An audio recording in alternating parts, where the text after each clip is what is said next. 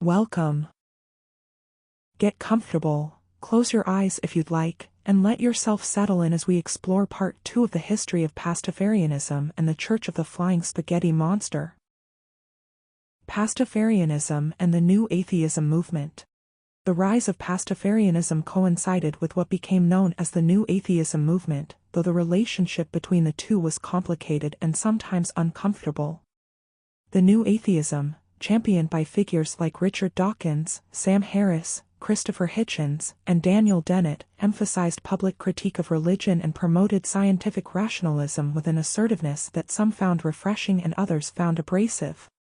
Many new atheists appreciated Pastafarianism's satirical approach to critiquing intelligent design and religious privilege. Richard Dawkins himself mentioned the flying spaghetti monster approvingly in some of his talks and writings, seeing it as an effective rhetorical device for illustrating logical fallacies in arguments for God's existence. The concept fit well with his emphasis on the importance of evidence and the arbitrary nature of choosing which unfalsifiable claims to believe.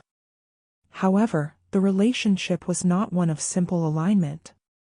Some Pastafarians felt that the New Atheism's tone was too confrontational, that its prominent voices sometimes displayed a contempt for religious believers that went beyond critiquing ideas to mocking people. Pastafarianism, for all its satire, generally aimed its humor at institutions, policies, and ideas rather than at individual believers.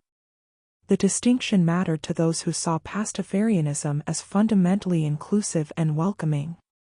The New Atheism movement also faced criticism for being demographically narrow, dominated by white Western men and sometimes displaying insensitivity to how religion functioned in different cultural contexts or as a source of community and resilience for marginalized groups.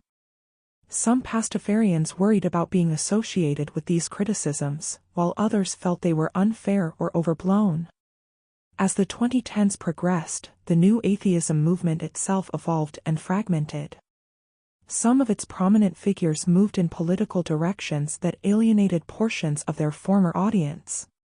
The movement became entangled in broader culture war debates about free speech, social justice, and identity politics.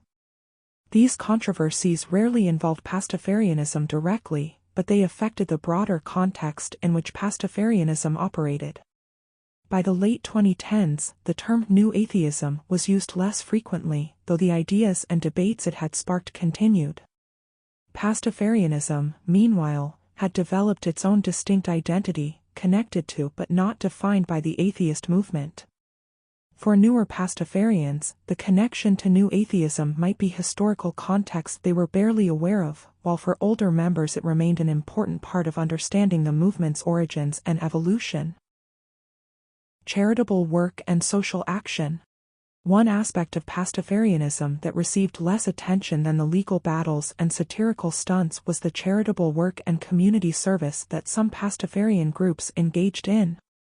This work was partly inspired by the "I'd really rather you didn't," particularly the one about spending money to help people rather than building elaborate churches and temples. Several Pastafarian groups organized food drives, with pasta being the requested donation for obvious thematic reasons. These drives collected thousands of pounds of pasta and other non-perishable foods for local food banks. The events combined sincere charitable purpose with playful branding, showing that the humor and the helpfulness could coexist.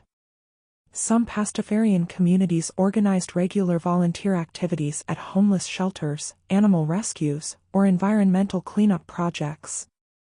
These activities served multiple purposes. They provided genuine help to people and causes in need, they built community among participants, and they challenged stereotypes about Pastafarianism being purely satirical with no positive social contribution.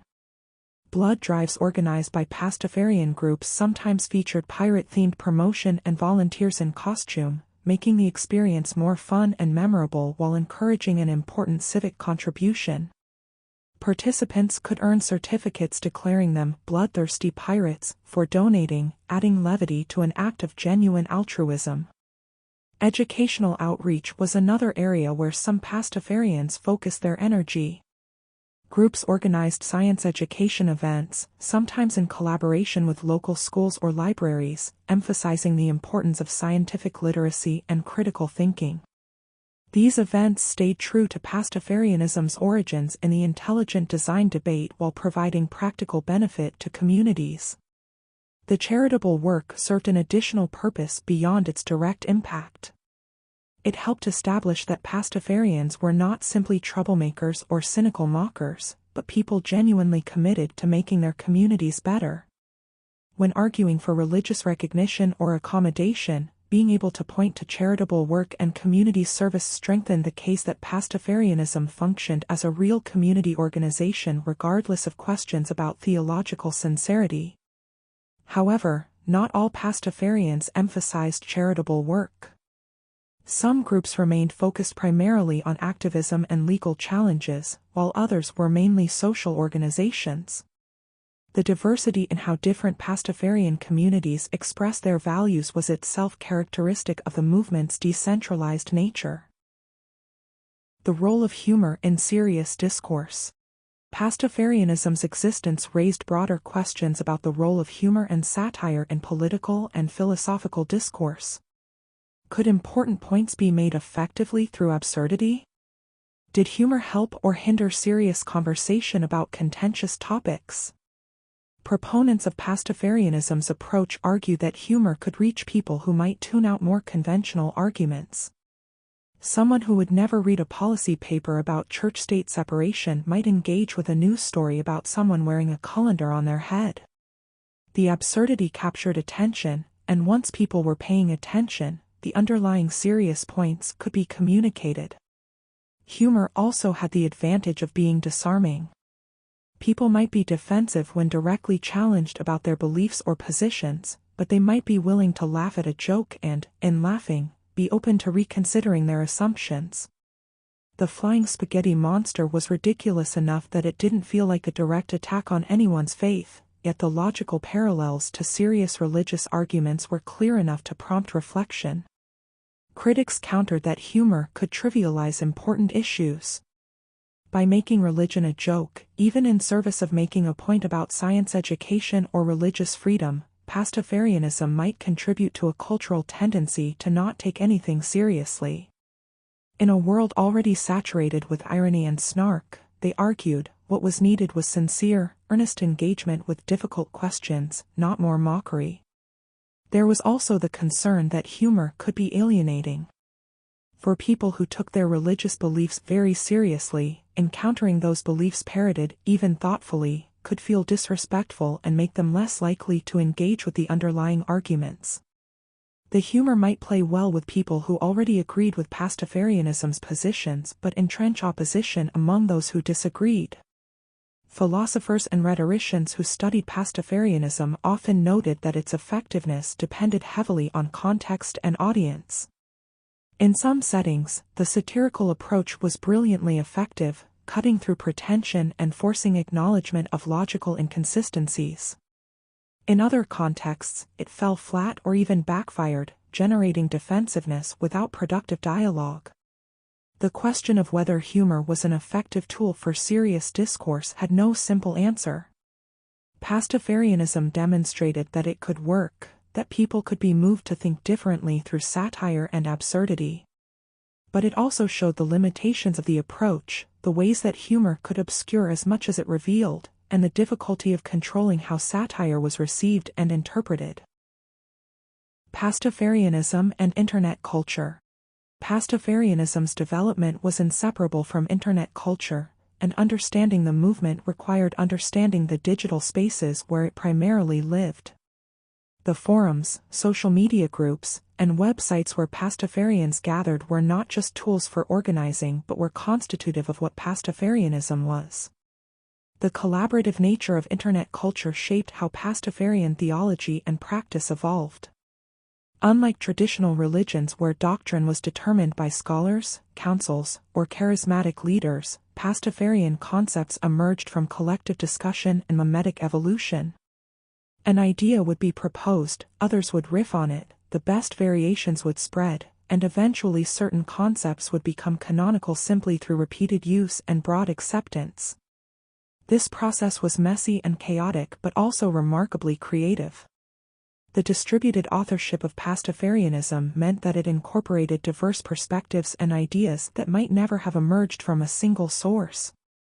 It also meant that the movement was constantly evolving, with new jokes, new rituals, and new ways of understanding the core concepts emerging organically.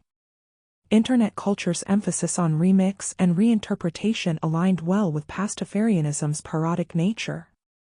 Pastafarian memes borrowed formats and templates from broader internet culture, adapting them to Pastafarian themes. This constant cross-pollination between Pastafarianism and other internet phenomena kept the movement feeling fresh and relevant. However, internet culture's ephemerality also posed challenges. Online communities could dissolve as quickly as they formed.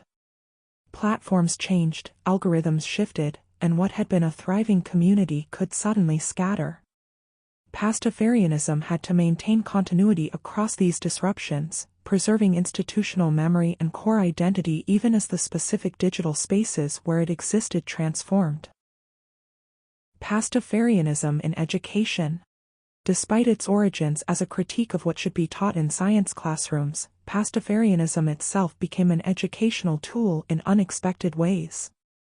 Teachers and professors across various disciplines found that the flying spaghetti monster provided a useful pedagogical device for exploring complex concepts. Philosophy professors used Pastafarianism to teach about epistemology and the nature of belief. Students could discuss whether belief in the flying spaghetti monster was fundamentally different from belief in traditional deities, and if so, what made it different. These discussions touched on questions about evidence, faith, cultural context, and the relationship between sincerity and truth claims. The fact that Pastafarianism was deliberately absurd made it easier for students to think critically about these questions without feeling like their own beliefs were under attack. Religious studies courses incorporated Pastafarianism as a case study in new religious movements and the process of religion formation. Students could examine how sacred texts emerged, how rituals developed, and how communities formed around shared beliefs, all while having access to the complete documented history of these processes. Traditional religions claimed ancient and often mysterious origins, but Pastafarianism's genesis was transparent and recent, making it ideal for educational analysis. Logic and critical thinking courses use the flying spaghetti monster to illustrate concepts like unfalsifiable claims, burden of proof, and reductio ad absurdum arguments. Henderson's original letter was essentially a logic exercise, demonstrating that if one accepts certain premises about intelligent design, one must logically accept equally absurd alternatives. Students could work through this reasoning step by step, developing their analytical skills in the process.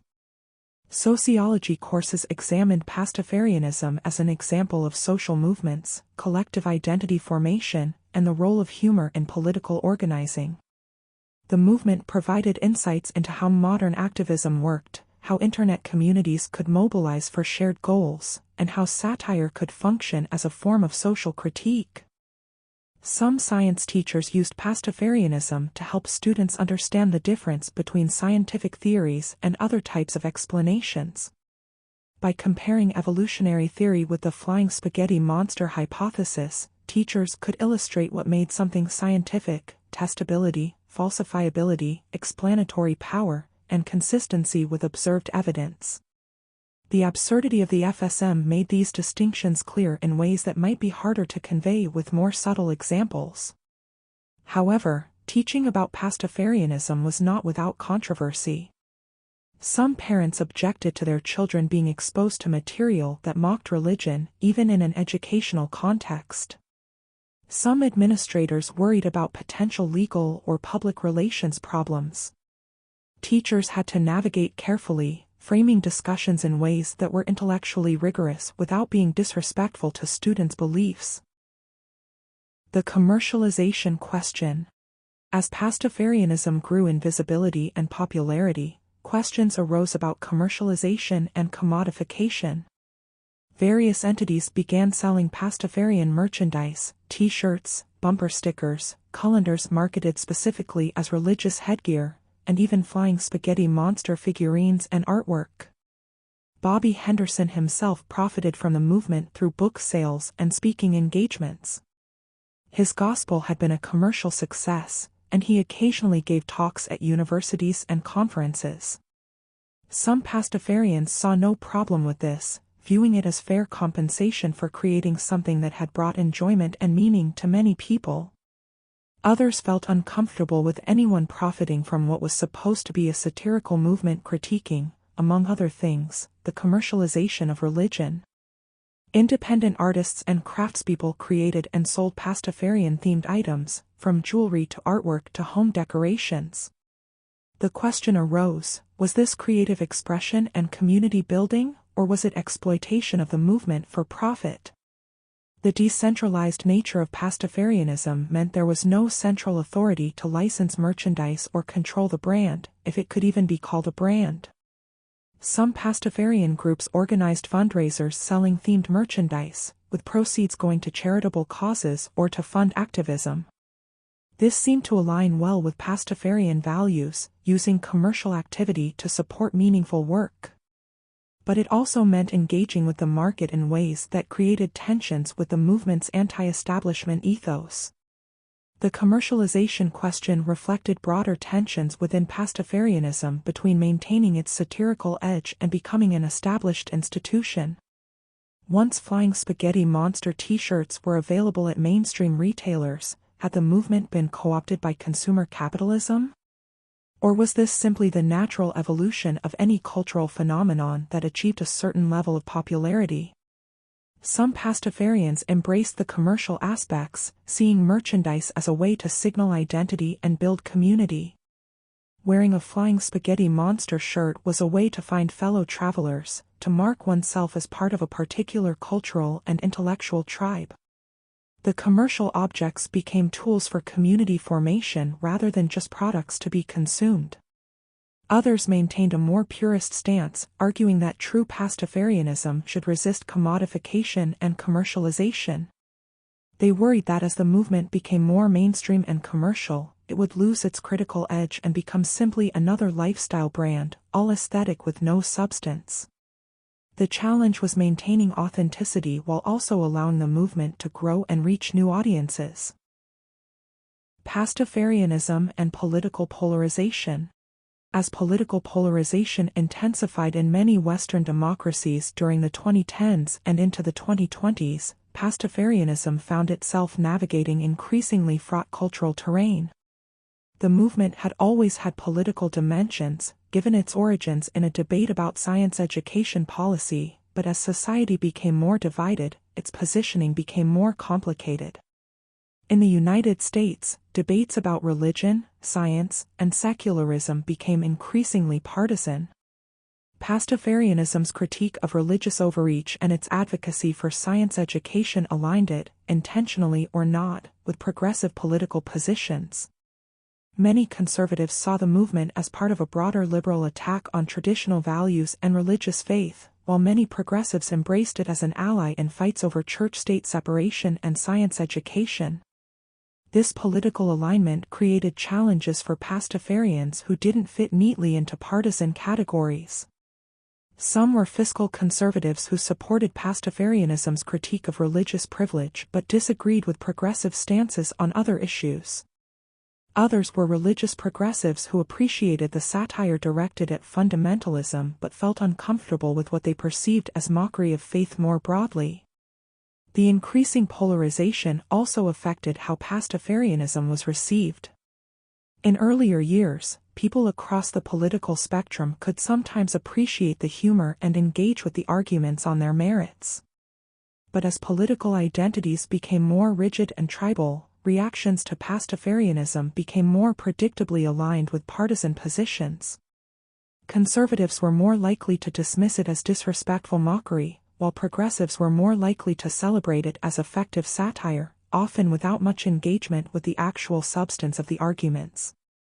Some Pastafarian groups tried to maintain political neutrality, emphasizing that the movement was about specific issues like science education and religious freedom rather than about broader partisan politics.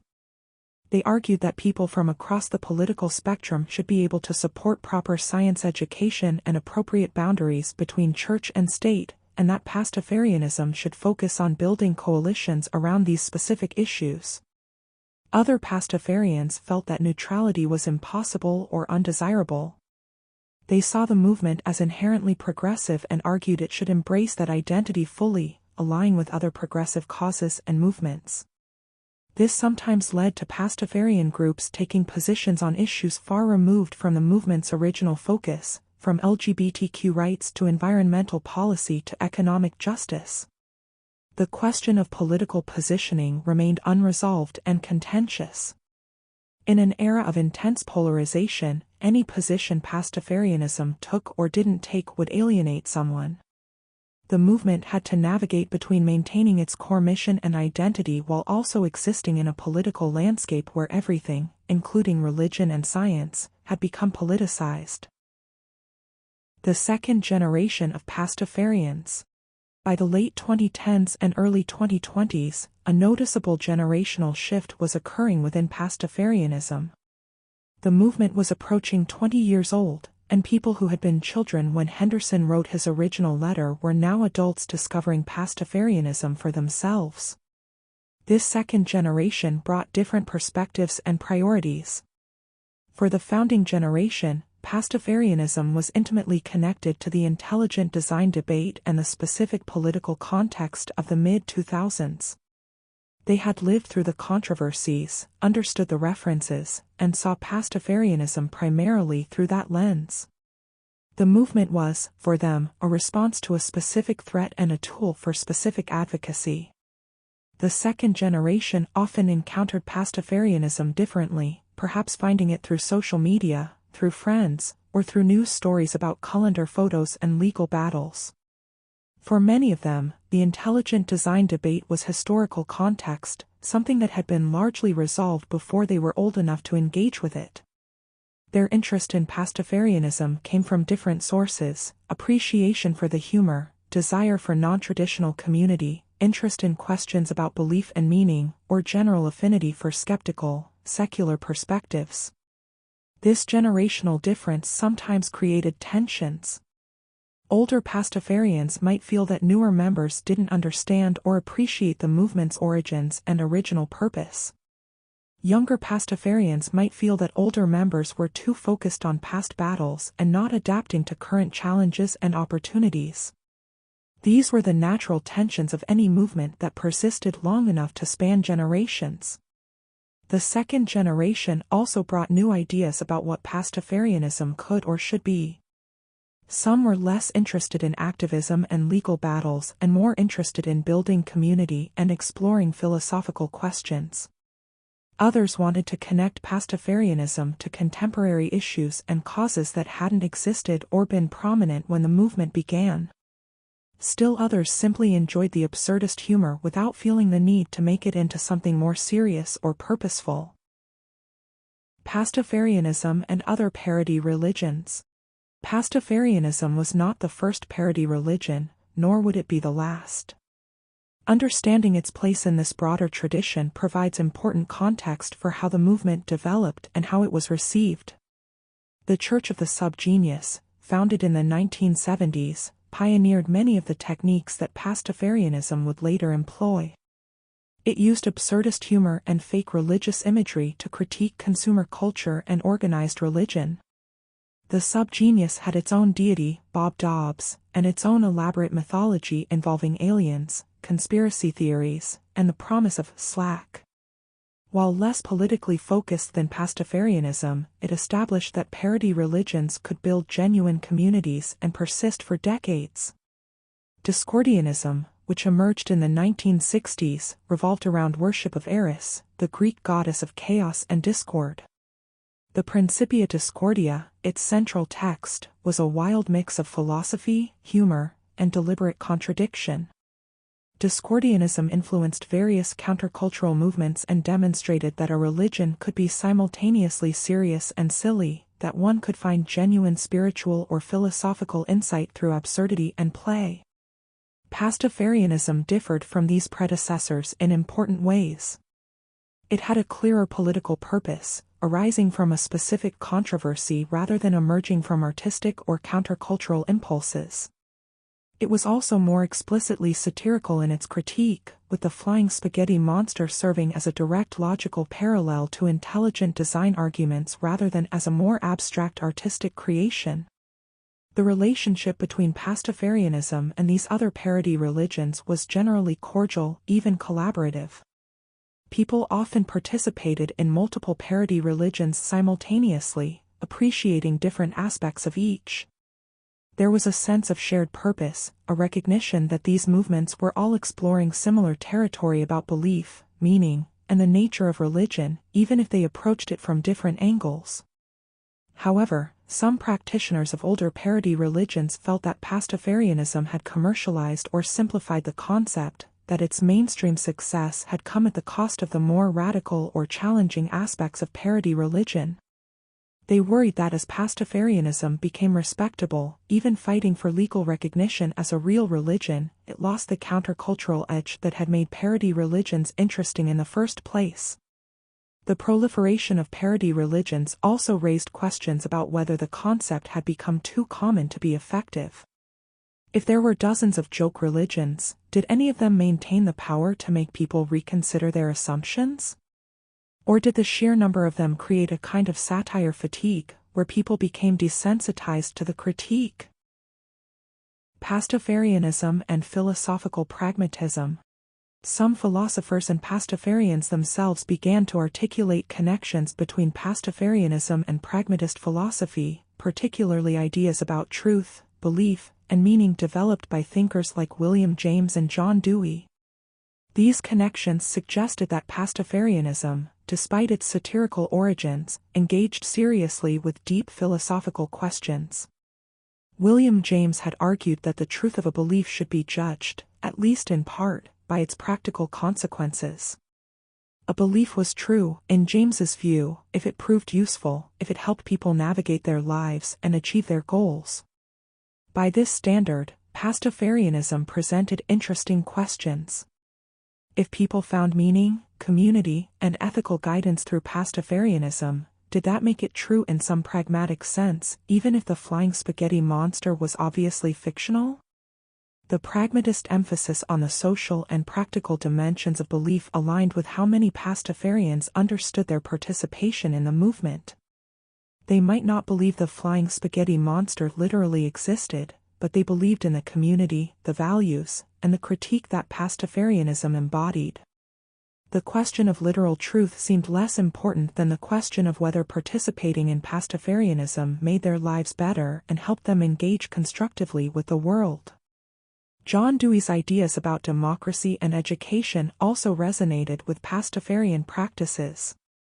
The collaborative development of Pastafarian theology through online discussion was a kind of democratic knowledge production. No one was the ultimate authority on what Pastafarianism meant or how it should be practiced. Instead, meaning emerged through dialogue, experimentation, and collective agreement. Some critics argued that applying pragmatist philosophy to Pastafarianism was intellectual overreach, taking a joke too seriously and trying to give it philosophical weight it didn't actually have. They worried that intellectualizing Pastafarianism would drain it of its humor and effectiveness, turning something playful into something ponderous. Others countered that the philosophical analysis didn't diminish the humor but rather revealed the serious questions lurking within it. Pastafarianism worked as satire precisely because it touched on genuine philosophical puzzles about belief, truth, and meaning. Understanding these philosophical dimensions enhanced appreciation for what the movement was doing, rather than detracting from it. The relationship between Pastafarianism and pragmatist philosophy remained a topic of discussion in academic circles and among more philosophically inclined Pastafarians. It provided a framework for understanding how something could be simultaneously a joke and genuinely meaningful, how fiction could generate truth, and how communities could form around shared practices even without shared belief in literal truth claims. Ritual and meaning-making. As Pastafarianism matured, some groups developed increasingly elaborate rituals and practices. These ranged from simple gatherings where people ate pasta together to more structured ceremonies marking life events like weddings, naming ceremonies for children, and memorials for the deceased. The development of ritual raised fascinating questions about meaning-making and the role of ceremony in human life. Even when participants knew that the rituals were recently invented and based on satirical premises, many reported finding them meaningful and emotionally significant. A Pastafarian wedding might be performed by a minister in pirate regalia with references to the flying spaghetti monster's noodly appendages, yet the couple and their guests might still experience genuine emotion and feel that something important had been marked and celebrated. This suggested that ritual's power came not primarily from belief in the theological framework surrounding it, but from the social practices themselves, the gathering of community, the marking of significant moments, the creation of shared memory, and the expression of commitment and values. The content of the rituals might be humorous, but the functions they served were the same as rituals in traditional religions. Some Pastafarian groups developed weekly or monthly gatherings that followed a consistent structure. There might be a communal meal of pasta, discussion of ethical questions framed by the "I'd really rather you didn't," sharing of personal news and concerns, and perhaps some form of celebration or acknowledgement of members' achievements or struggles. These gatherings provided regularity and community in ways that were functionally similar to religious services, even if the specific content was quite different. The aesthetic dimensions of Pastafarian ritual were often playful and self-consciously ridiculous. Pirate costumes, colanders worn as religious headgear, decorations featuring images of the flying spaghetti monster, all of these maintained the satirical tone. Yet participants often invested significant time and energy into these aesthetic elements, creating beautiful or elaborate costumes and decorations. The care taken in preparation suggested that even silly rituals could be meaningful rituals. Children born to Pastafarian parents presented interesting questions about ritual and identity formation. Some Pastafarian parents conducted naming ceremonies for their children, introducing them to the community and articulating hopes for their future. These children would grow up with Pastafarianism as part of their background, though many parents were careful to emphasize that their children should think for themselves and make their own decisions about belief and identity. The rituals themselves often contained multiple layers of meaning and irony. A Pastafarian might wear a colander at their wedding because it was funny, because it was a political statement about religious freedom, because it signaled identity and values to like-minded people, and because it made the ceremony distinctively theirs.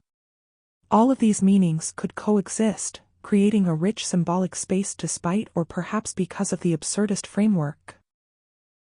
Pastafarianism in the digital age. By the 2020s, Pastafarianism had become a fully digital native movement. While in-person gatherings still occurred, the primary space where Pastafarianism lived was online. This digital existence shaped the movement in profound ways. Social media platforms became the main venues for Pastafarian community. Facebook groups, Reddit communities, Discord servers, and other platforms hosted thousands of Pastafarians who might never meet in person but nonetheless formed genuine relationships and communities. These digital spaces allowed for both synchronous and asynchronous interaction, accommodating different schedules and levels of engagement. The meme-centric nature of internet culture aligned perfectly with Pastafarianism's satirical approach. Pastafarian memes circulated constantly, evolving and adapting to current events and trending topics. These memes served multiple purposes: they entertained, they communicated Pastafarian ideas to broader audiences, they reinforced community identity among members, and they kept the movement feeling fresh and relevant. Online organizing allowed Pastafarian activism to be more coordinated and effective. When legal cases emerged, digital networks could mobilize support quickly, raising awareness, generating media coverage, and sometimes providing financial or logistical assistance. The distributed nature of the movement meant that local actions could receive global support. However, the digital existence also created challenges. Online communities were vulnerable to trolling, harassment, and coordinated disruption. Pastafarian groups had to develop moderation practices and community guidelines to maintain spaces that were welcoming and productive. This required navigating tensions between free expression and community protection, between openness and curation. The algorithmic nature of social media platforms also affected how Pastafarianism spread and evolved. Content that generated strong reactions, whether positive or negative, was amplified by platform algorithms. This could mean that the most outrageous or controversial aspects of Pastafarianism received disproportionate attention, potentially distorting public understanding of what the movement was about. Pastafarianism and mental health. An unexpected dimension of Pastafarianism that emerged over time was its role in supporting mental health and well-being for some participants. While this was never an explicit goal of the movement, many people reported that involvement with Pastafarianism had positive effects on their mental and emotional health. For some individuals, Pastafarianism provided community during periods of isolation or loneliness. People who had left traditional religious communities and felt adrift found in Pastafarianism a group of like-minded individuals who shared their values and sense of humor. The online nature of many Pastafarian communities meant that connection was available regardless of geographic location, time of day, or physical mobility. The humor inherent in Pastafarianism served therapeutic purposes for many participants. Laughing together about the flying spaghetti monster and pirate regalia created bonds and provided relief from the stresses of daily life. The absurdity was liberating, a reminder not to take everything too seriously, to find joy and playfulness even when engaging with serious questions about belief and meaning.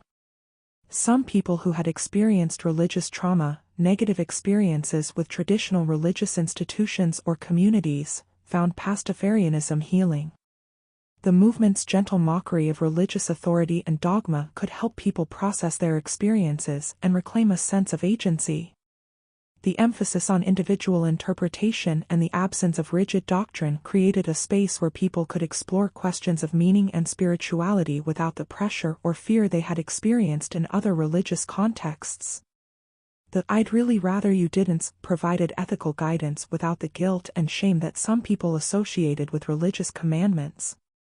The phrasing suggested a deity who made suggestions rather than demands, who trusted people to make their own moral decisions. For people who had internalized harsh religious messaging, this gentle approach could be genuinely healing. However, mental health professionals and some Pastafarians themselves urged caution about over-relying on the movement for mental health support. While community and humor could certainly contribute to well-being, they weren't substitutes for professional mental health care when it was needed. Some worried that the ironic, joking nature of Pastafarianism might make it difficult for people to have serious conversations about mental health struggles when those conversations were necessary.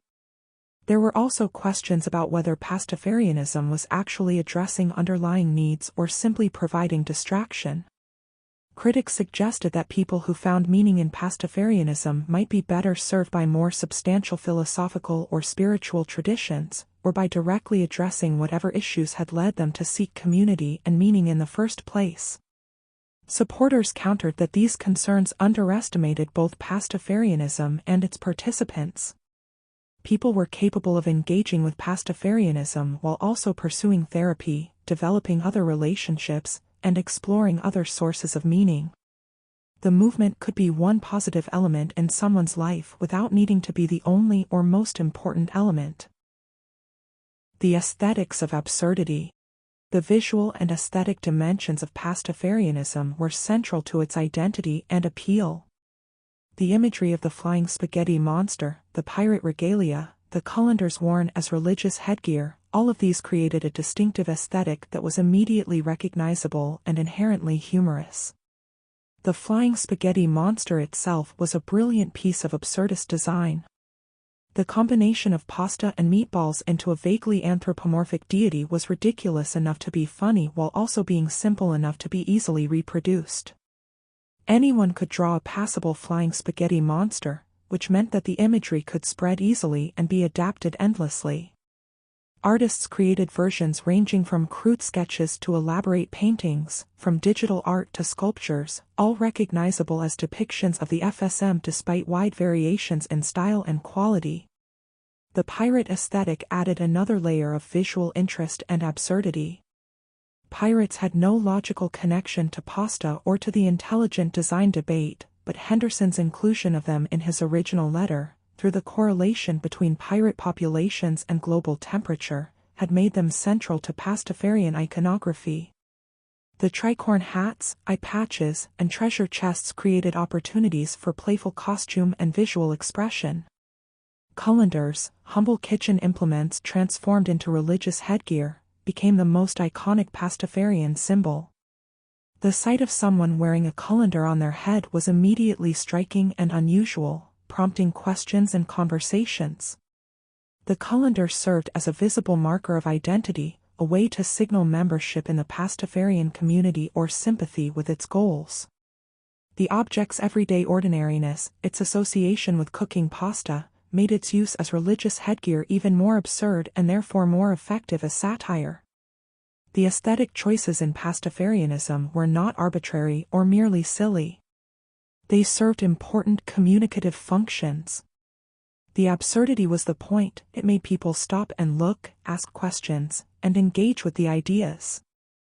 Visual elements that were too subtle or conventional wouldn't have achieved the same effect. The movement needed to be visually distinctive and slightly shocking to cut through the noise of contemporary culture. Artists within the Pastafarian community explored these aesthetics in increasingly sophisticated ways.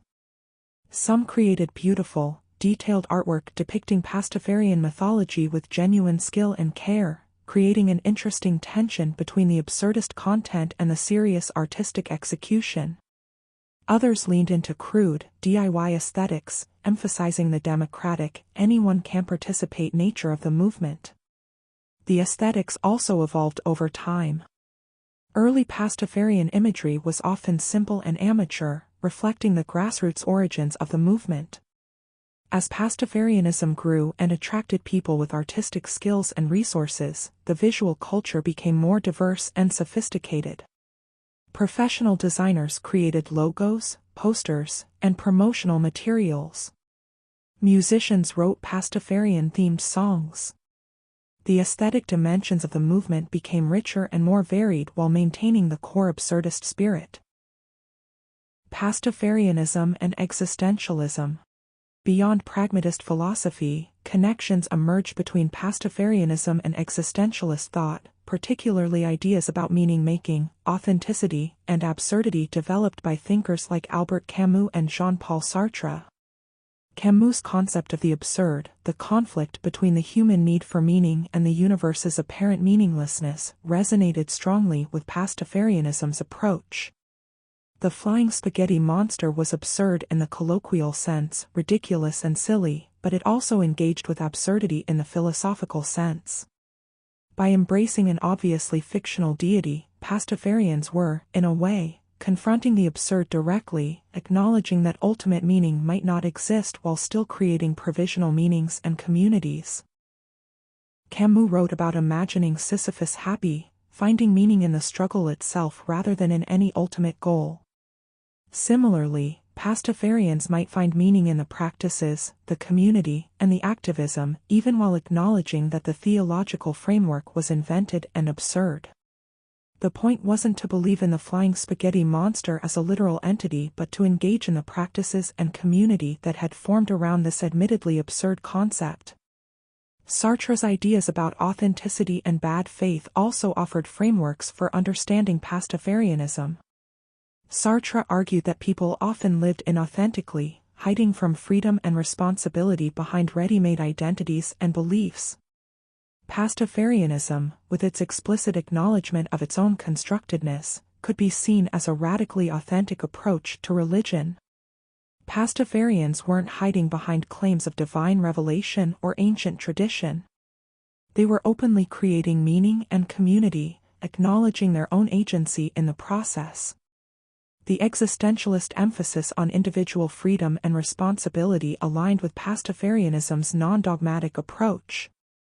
The "I'd really rather you didn't" suggested ethical guidelines but left individuals free to make their own choices and live with the consequences. There was no promise of divine reward or threat of divine punishment, only the challenge of creating a meaningful life and ethical behavior in a universe that provided no guaranteed meanings or values. Some philosophers argued that Pastafarianism represented a kind of post-religious existentialism, a way of addressing human needs for community, ritual, and ethical frameworks without requiring belief in supernatural entities or metaphysical claims. It demonstrated that these functions could be served through openly constructed, playful means rather than through claims to reveal truth. Critics suggested that the existentialist reading of Pastafarianism took it too seriously, imposing sophisticated philosophical frameworks onto what was essentially an extended joke.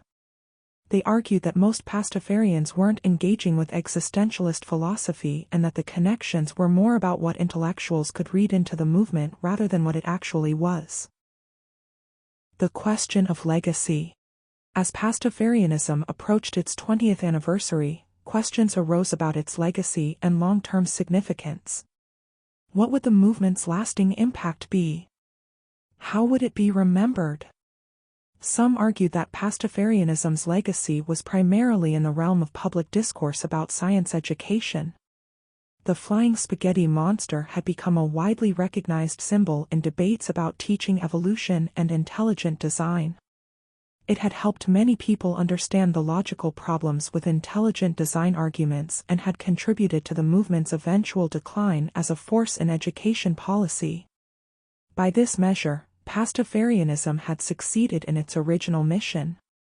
Others pointed to Pastafarianism's contributions to ongoing discussions about religious freedom and the separation of church and state. The legal cases involving calendar photos and ministerial recognition had forced courts and government agencies to grapple with difficult questions about what counted as religion and how religious claims should be accommodated. Even when Pastafarians lost these cases, they had succeeded in making the issues visible and the contradictions apparent. The movement's role in demonstrating new forms of community formation in the digital age might prove to be significant. Pastafarianism showed that meaningful communities could form around explicitly constructed, even absurd premises, and that these communities could serve many of the same functions as traditional religious communities. This had implications for understanding identity, belonging, and community in increasingly digital, secular societies. Some Pastafarians hoped the movement's legacy would be cultural rather than political, that the flying spaghetti monster would persist as a symbol of skepticism, humor, and intellectual freedom. The imagery and ideas had already entered popular culture in ways that might outlast the organized movement itself. Others worried that Pastafarianism would be remembered as a joke that was briefly amusing but ultimately trivial, a footnote in the early 21st century's religious and cultural history. They felt that for the movement to have lasting significance, it needed to evolve beyond its origins and develop deeper purpose and meaning. Pastafarianism and postmodernism. The relationship between Pastafarianism and postmodern thought provided another lens for understanding the movement's significance and appeal. Postmodernism, with its skepticism toward grand narratives, its emphasis on constructed meanings, and its playful approach to serious subjects, seemed particularly relevant to understanding what Pastafarianism was and how it functioned. Postmodern thinkers had questioned the idea that there were universal, objective truths independent of cultural and historical context. All knowledge, they argued, was in some sense constructed, shaped by language, power relations, and social practices. Pastafarianism embodied these insights by openly constructing a religion, making visible the processes that usually remained hidden or obscured in traditional religious movements. The self-referential, ironic quality of Pastafarianism was quintessentially postmodern. The movement constantly called attention to its own constructedness, maintaining multiple layers of meaning and interpretation simultaneously. A Pastafarian could be completely sincere about the values and community while being entirely ironic about the theology. This ability to hold multiple, seemingly contradictory positions at once was characteristic of postmodern approaches to meaning and identity. Jean-François Lyotard wrote about the postmodern condition as characterized by incredulity toward meta-narratives, a skepticism about grand, all-encompassing explanations of reality and human purpose. Pastafarianism expressed this incredulity through satire, suggesting that all religious meta-narratives were, in some sense, equally arbitrary. By creating an obviously absurd meta-narrative, Pastafarianism invited reflection on what made any meta-narrative credible or compelling. The pastiche quality of Pastafarianism, borrowing and remixing elements from various sources, scientific rhetoric, religious imagery, pirate aesthetics, internet memes, exemplified postmodern cultural production. Nothing in Pastafarianism was entirely original, everything was recombined from existing cultural materials. Yet this recombination created something new and meaningful, demonstrating how culture evolved through creative appropriation and transformation. Critics of postmodernism often argued that its relativism and irony led to nihilism, to the inability to commit to any values or beliefs. Pastafarianism could be seen as either confirming or refuting this criticism. On one hand, it seemed to embody postmodern irony and skepticism toward truth claims. On the other hand, Pastafarian communities demonstrated that people could commit to values, build meaningful communities, and engage in serious activism even within an explicitly postmodern framework. Some scholars suggested that Pastafarianism represented a form of metamodernism, a cultural sensibility that oscillated between modernist sincerity and postmodern irony without fully committing to either. Pastafarians were sincere about their activism and community while being ironic about their theology, moving fluidly between these positions as context demanded. The question of whether postmodern frameworks helpfully illuminated Pastafarianism or obscured it with unnecessary jargon remained debated. Some felt that academic theorizing missed the essential simplicity and humor of the movement. Others argued that taking Pastafarianism seriously as a cultural phenomenon required engaging with the theoretical frameworks that could explain why it resonated with people and what it revealed about contemporary culture. Generational differences in religious understanding. Pastafarianism emerged at a time of significant generational shifts in how people understood and related to religion. Understanding these broader trends provided context for why the movement found receptive audiences and what functions it served. Younger generations in many Western countries were increasingly identifying as religiously unaffiliated, the so-called knowns. These individuals didn't necessarily reject all spiritual or philosophical questions, but they were less likely to find answers in traditional religious institutions. Pastafarianism offered something appealing to this demographic, engagement with big questions about meaning and community without the dogma and institutional structures they found unappealing in traditional religions. The rise of customized, individualized approaches to spirituality and belief, sometimes called spiritual but not religious, created space for movements like Pastafarianism. People increasingly felt free to construct their own belief systems, borrowing from various traditions and sources. Pastafarianism took this trend to its logical extreme, openly constructing a religion while acknowledging that this was what it was doing. For generations that had grown up with the internet, the collaborative, participatory nature of Pastafarianism felt natural. They were accustomed to wikis, open-source software, and crowdsourced knowledge production. A religion whose theology was developed through forum discussions and whose practices emerged organically from community interaction aligned with their understanding of how knowledge and culture were created. The generational divide over humor and satire also played a role. Younger people often exhibited comfort with irony and multiple layers of meaning that could be disorienting to older generations. The idea that something could be simultaneously a joke and serious, that one could participate fully in something while maintaining critical distance, felt more natural to those who had grown up navigating internet culture.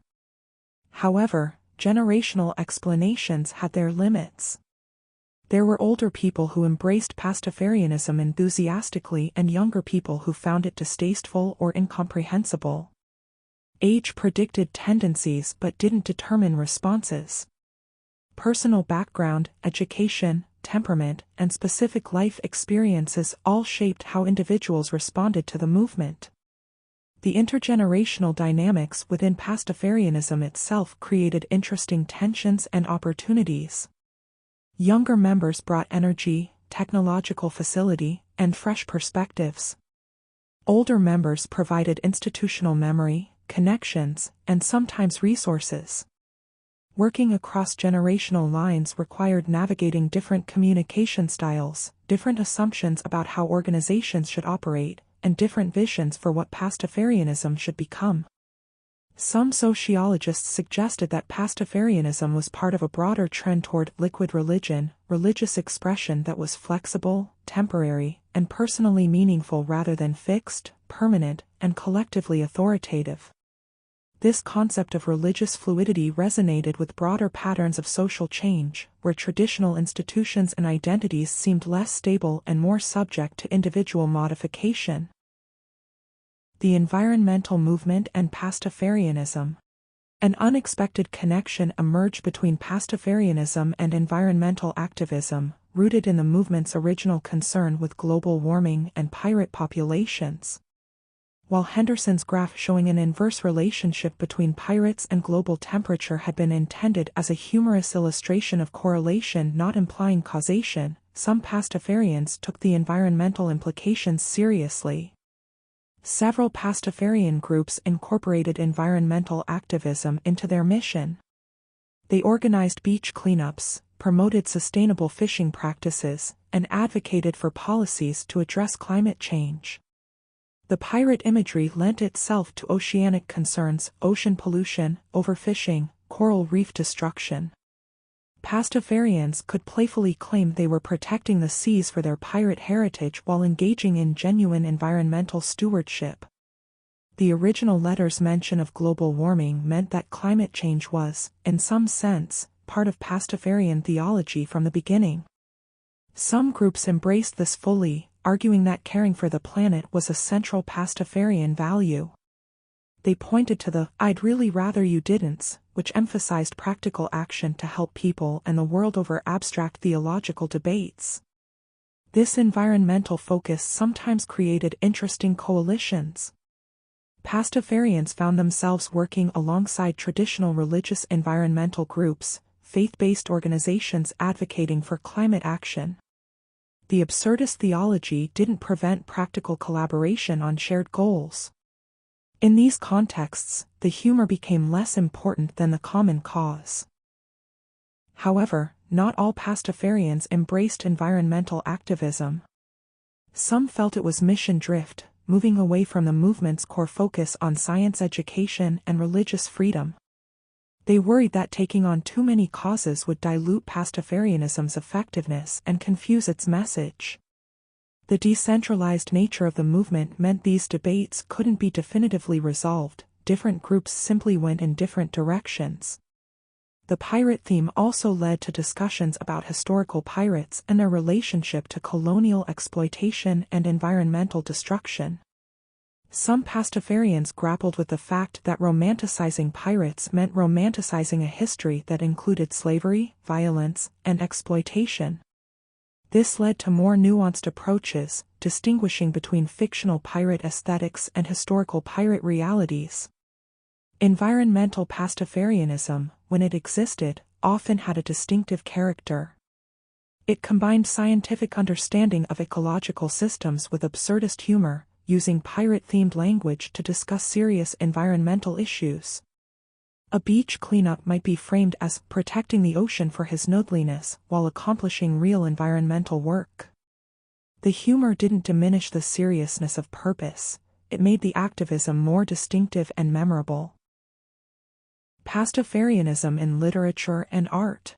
Beyond the visual arts, Pastafarianism began to appear in various literary and artistic works, both as subject matter and as inspiration. This cultural production contributed to the movement's evolution and helped establish it as more than just an internet phenomenon.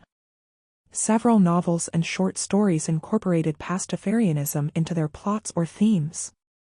Some were humorous takes on the movement itself, imagining scenarios like Pastafarianism becoming a dominant world religion or first contact with aliens who actually worship a pasta deity. Others used Pastafarianism more subtly, as background detail in near-future or alternate reality settings, a way of indicating a world where traditional religious boundaries had become more fluid.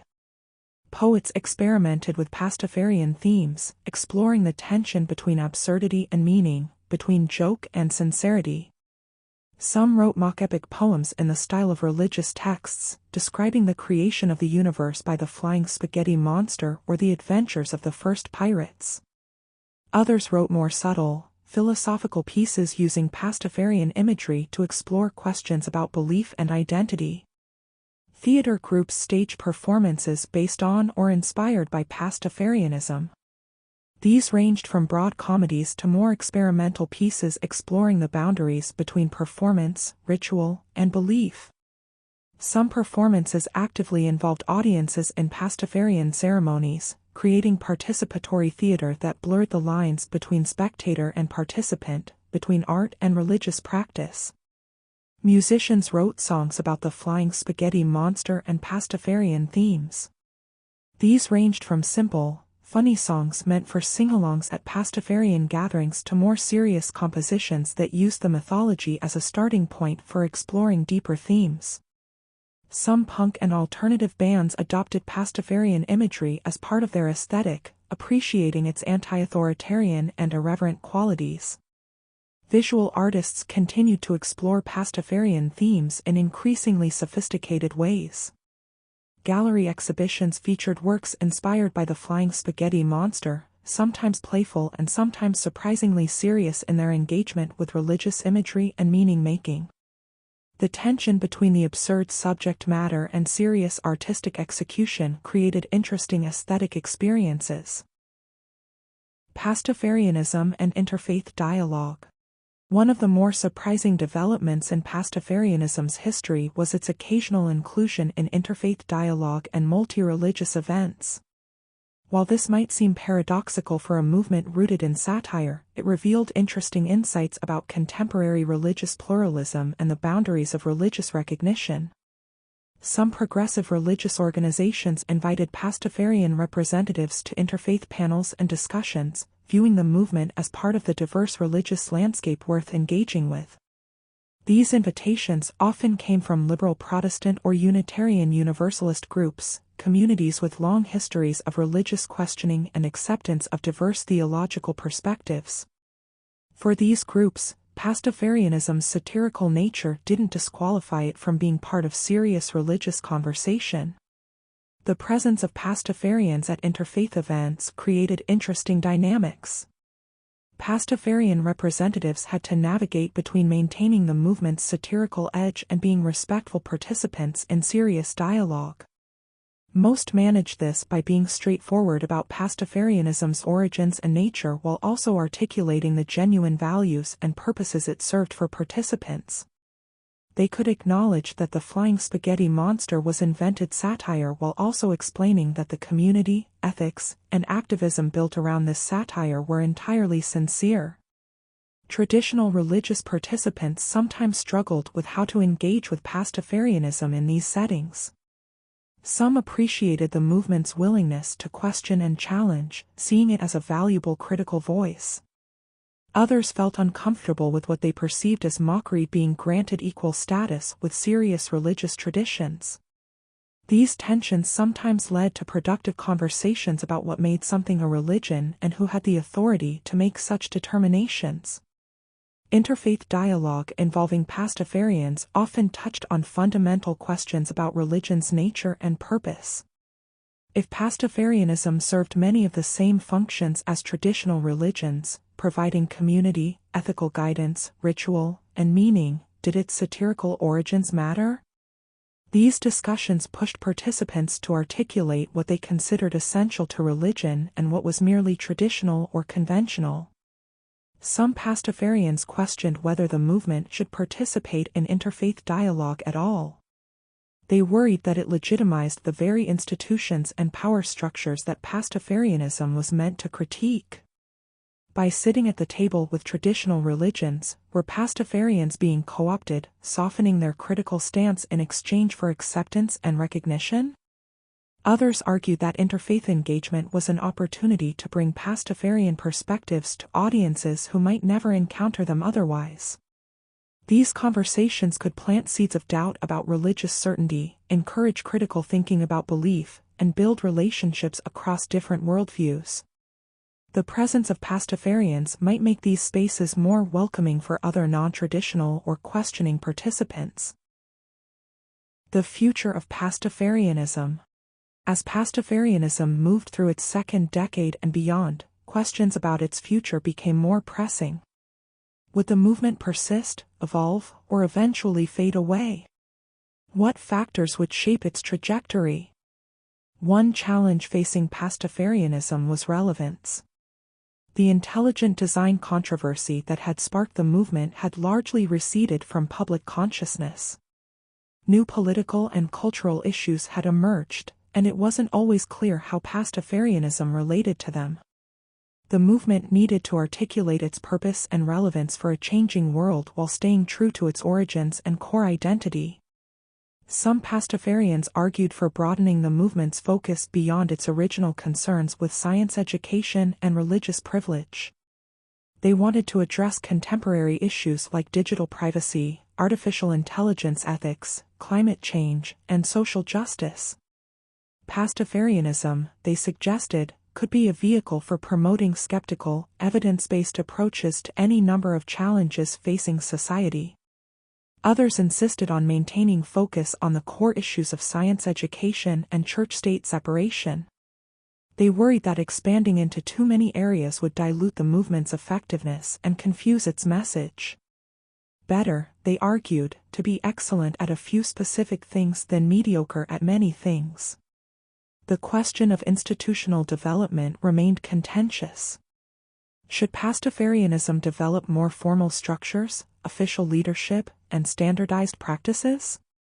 Or should it remain loose, decentralized, and organic?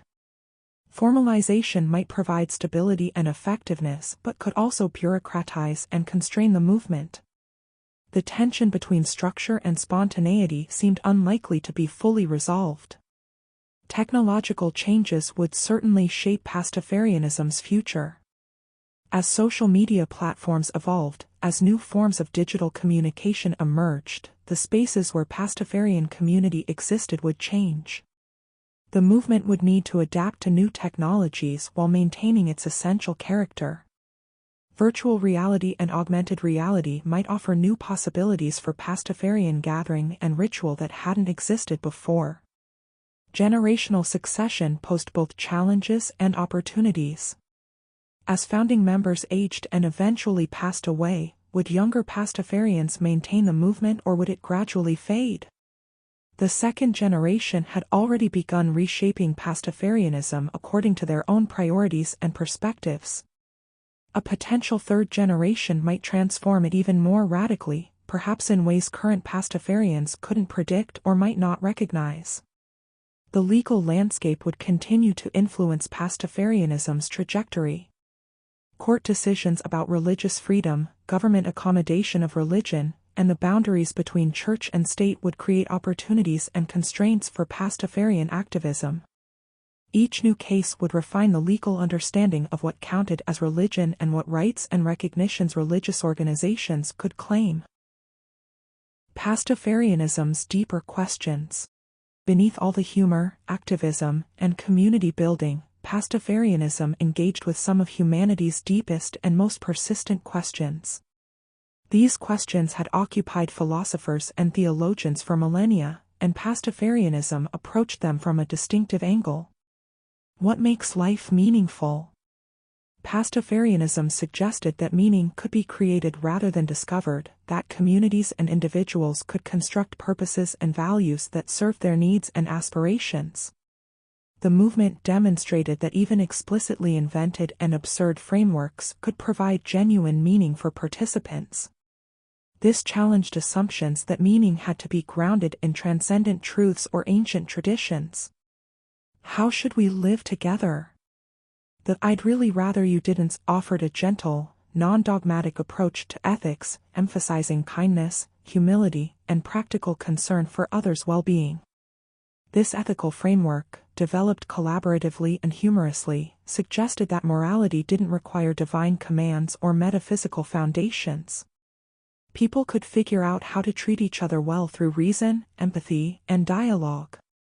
What can we know, and how can we know it?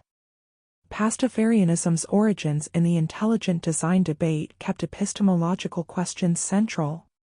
The movement consistently emphasized the importance of evidence, logical reasoning, and intellectual honesty. By creating an obviously false but unfalsifiable claim, Pastafarianism illustrated why not all unfalsifiable claims deserved equal consideration. Some ways of knowing were more reliable than others. What is the relationship between individual and community?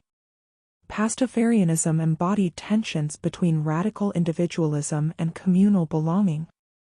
The movement celebrated individual freedom and questioning while also creating strong communities bound by shared practices and values.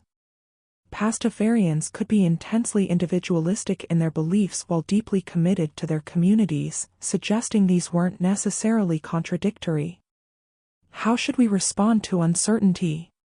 Pastafarianism's approach to fundamental uncertainty was distinctive. Rather than claiming certainty or despairing at its absence, the movement embraced uncertainty playfully.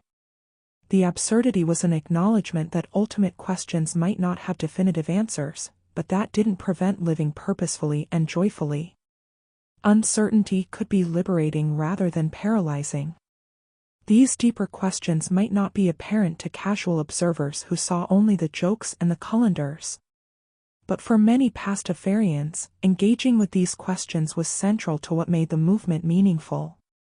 The humor was a way into serious philosophical and existential territory, making difficult questions more accessible and less intimidating.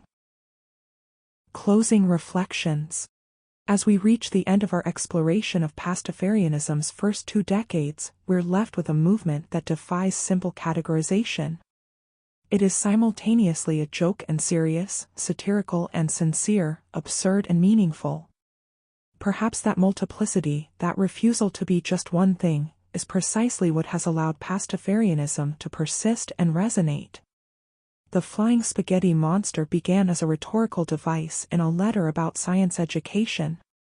It became a symbol, a community, a set of practices, a legal challenge, a cultural phenomenon, and for some people, something that genuinely shaped their lives and identities. The distance traveled from that original letter to where Pastafarianism stands today is remarkable, a testament to the unpredictable ways that ideas can evolve when let loose in the world. Bobby Henderson could not have anticipated what he was creating when he wrote his satirical letter in 2005.